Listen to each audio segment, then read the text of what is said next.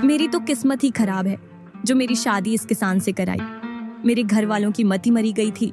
किसान उसकी बीवी की सारी बातों को सुनमान सुनता रहता, लेकिन वह जवाब नहीं दे पाता। जो भी व्यक्ति उसकी पत्नी को देखता तो वह हक्का बक्का रह जाता। किस्मत हो तो इस किसान के जैसी हो। कितनी सुंदर बहू मिली है, और एक हम हैं जो हमारी बहू को एक बार देख लें तो उसको 2 दिन तक देखने की इच्छा ही नहीं होती। क्या करें, मजबूरी है, देखना तो पड़ेगा, नहीं तो खाना नहीं मिलेगा। और वह गुनगुनाते हुए वहां से निकल जाता है। इधर किसान को अपने खेतों पर शाम हो जाती है और उधर किसान की पत्नी अकेले ही गुनगुनाती है। हाय ये मेरी किस्मत, क्या सोचा था और क्या हो गया। खूब मेले में घूमूंगी और रेशम की साड़ियाँ पहनूंगी, लेकिन मेरे सारे सपने अधूरे रह गए। हाय मेरे सपने। सुबह होते ही ये खेतों में चले जाते हैं और शाम को खाकर इस टूटी खटिया पर सो जाते हैं। थोड़ी देर बाद किसान आ जाता है। अरे भाग्यवान, आज खाने में क्या बनाया? आज तो जोरों की भूख लगी है, और मेरे लिए थोड़ी सी चटनी बना देना। पत्नी छिड़कर किसान से बोलती है। हाँ, पहले से ही बनाकर रखी है, और कुछ बना दूं महाराज आपके लिए। अपनी पत्नी के पास जाकर बोलता है। तुम कैसी बात कर रही हो? तुम ही मेरे लिए सब कुछ हो। मुझे तुम्हारे अलावा और कुछ नहीं चाहिए, मेरी बुलबुल। कैसी बुलबुल? इस बुलबुल को तो आपने पिंजरे में बंद करके रख रखा है, कहीं घुमाने के लिए नहीं ले जाते, और मुझे बुलबुल बोल रहे हो।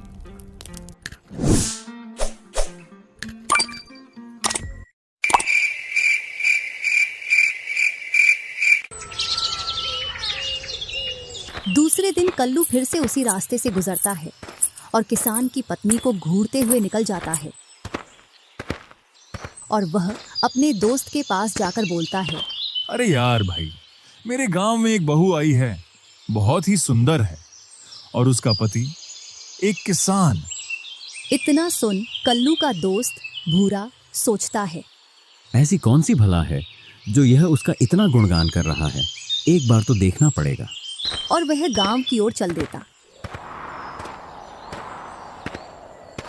जैसे ही वह किसान के घर के पास पहुंचता है और जब किसान की पत्नी को देखता है तो वह भी हक्का बक्का रह जाता है और मन ही मन सोचता है, इतनी सुंदर बहू, वो भी इस किसान के घर।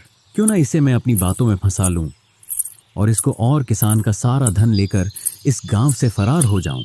वह अपने मन में योजना बनाता है और जाकर किसान की पत्नी से बोलता है।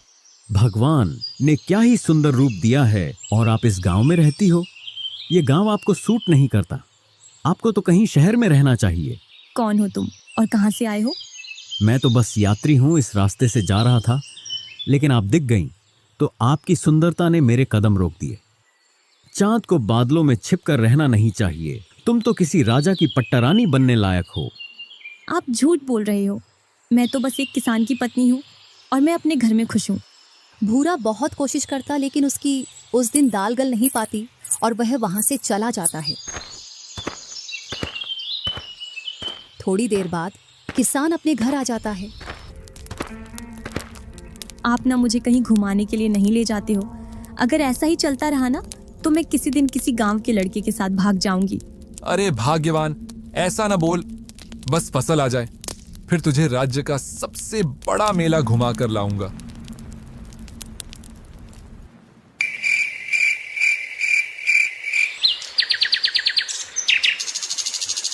दूसरे दिन फिर से भूरा किसान के घर के सामने आ जाता है और किसान की पत्नी से बोलता है। अरे ओह सुंदरी जी, कहाँ हो? जरा बाहर आओ, हम आपसे मिलना चाहते हैं। क्या है अब, तुम वापस क्यों आए हो? कुछ नहीं, आपको देखने का मन किया तो चले आए आपके पास। अच्छा, बड़ी मीठी मीठी बातें कर रहे हो, लगता है मुझे बहकाने आए हो। अरे हम कौन होते हैं आपको बहकाने वाले। बस जब आपकी इच्छा हो जाए तब हम आपके साथ चल देंगे। मैंने तुमसे कल भी बोला था और आज भी बोल रही हूँ, मैं कहीं नहीं जाने वाली तुम्हारे साथ। तुम अपना काम करो और मुझे अपना काम करने दो। नहीं, प्रेम कभी झूठ नहीं बोलता। तुम इस किसान के साथ खुश नहीं हो, मेरी बात मानो, तुम मेरे साथ चलो। मैं तुम्हें वो जीवन दूंगा जिसकी तुम हकदार हो। किसान की पत्नी एक लंबी सांस लेती है और पूछती है, मतलब? मेरा मतलब, हम दोनों एक नई दुनिया बनाएंगे जिसमें सिर्फ मैं और तुम होंगे। मुझे आपके साथ कोई दुनिया नहीं बनानी है। आप जाइए यहाँ से, वरना मैं गांव वालों को बुला लूंगी। इतना सुन भूरा वहां से भाग जाता है। इधर किसान की पत्नी के मन में भी कुछ हलचल होती है, लेकिन वह अपने मन से कहती है, ये छलावा भी हो सकता है। भगवान ने जो दिया है वह बढ़िया। और वह अपने काम में लग जाती है। कुछ देर बाद किसान भी घर आ जाता है। दोनों खाना खाते हैं और किसान थका हारा था तो वह सो जाता है।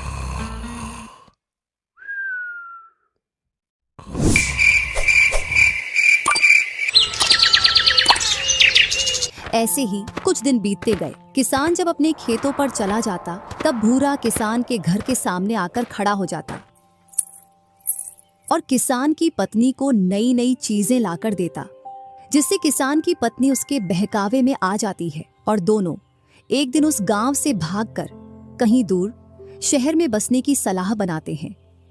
अब मेरा मन इस गांव में नहीं लगता। अब तो हम दोनों यहाँ से जल्दी निकल चलें। हाँ जरूर, तुम ना मुझे कल गांव के बाहर मिलो। हम दोनों वहीं से शहर की ओर निकल चलेंगे, इस गांव को हमेशा के लिए छोड़कर। हाँ बिल्कुल, मैं तुम्हें सुबह के समय वहाँ मिल जाऊंगी जब किसान अपने खेतों पर चला जाएगा। अरे अभी तुम्हारा पति फसल बेचकर आया है ना, तो एक काम करना, तुम उस फसल के पैसे और तुम्हारे सारे गहने एक पोटरी में बांध कर ले आना, क्योंकि अभी कुछ समय के लिए वह पैसे अपने खर्चे पानी के लिए हो जाएंगे। हाँ। किसान की पत्नी उससे हाँ बोल देती है और वह अपनी तैयारी में लग जाती है। किसान के सारे पैसे और उसके सारे गहने बांधकर रख लेती है।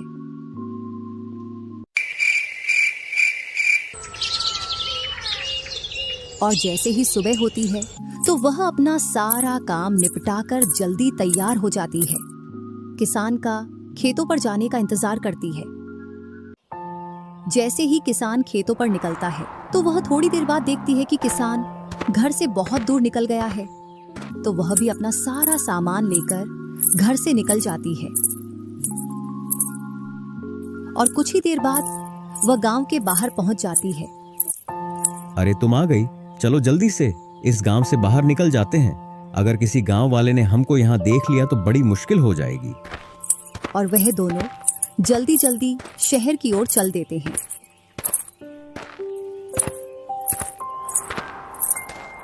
जैसे ही वह गांव से थोड़ी दूर पहुंचते हैं तो रास्ते में एक बड़ी नदी पड़ जाती है। क्या तुम्हें तैरना आता है? नहीं, मुझे तो तैरना नहीं आता। अब क्या करेंगे? इस नदी को कैसे पार करेंगे? फिर वह अपने मन में सोचता है, क्यों ना मैं इसका सारा धन लेकर नदी के उस पार चला जाऊं। इसको तो तैरना भी नहीं आता और शहर में तो इससे भी सुंदर लड़की मिल जाएगी इस धन को देखकर। और अपने चालाकी भरे मन से बोलता है, अरे सुंदरी, क्यों ना पहले इस धन को नदी के उस पार रखाऊं और फिर आकर तुम्हें नदी पार करा लूं, क्योंकि पोटरी में भी वजन है और तुम भी साथ में हो। दोनों को एक साथ में नदी पार नहीं करा पाऊंगा। इस पार धन रखना भी सुरक्षित नहीं है, तो मैं उस पार जाकर अच्छे से किसी सुरक्षित स्थान पर जाकर यह धन रख कर आता हूँ। किसान की पत्नी उसकी चालाक भरी बातों में फंस जाती है। हाँ, तुम पहले इस पोटली को पार कर दो, इसके बाद मुझे नदी पार करा देना। वह पोटली को लेकर नदी पार करने लग जाता है और भूरा नदी पार करके उस पोटली को लेकर अकेला ही शहर की ओर चल देता है और बोलता है, इसके जैसी एक दो मूर्ख औरत और मिल जाए तो जिंदगी आराम से कट जाएगी। कितना सारा धन है। चल भाई चल भूरा, शहर में मजे करेंगे। इधर किसान की पत्नी को भूरा के इंतजार में शाम हो जाती है, लेकिन वह कहीं भी उसको वापस आता हुआ नहीं दिखता। तो वह समझ जाती है कि भूरा उसको मूर्ख बनाकर उसका सारा धन लेकर भाग गया है। मैं इसकी बातों में यहाँ क्यों आई? वो लालची मेरा सारा धन लेकर भाग गया।